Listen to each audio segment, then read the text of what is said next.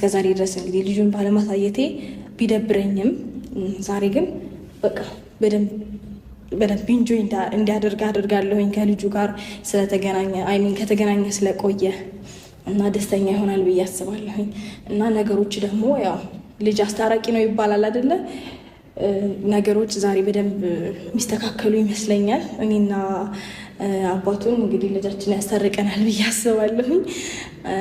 እና እስከዛሬ ድረስ ያቀርብልኝ የነበረውንም የገፋሁትንም ጥያቄዎች በሙሉ ዛሬ ሙሉ ለሙሉ እንደተቀበልኩትና በቃ ትክክለኛ ነገር እንደወሰንኩኝ ላሳውቀው እፈልጋለሁኝ ማለት ነው ዛሬ።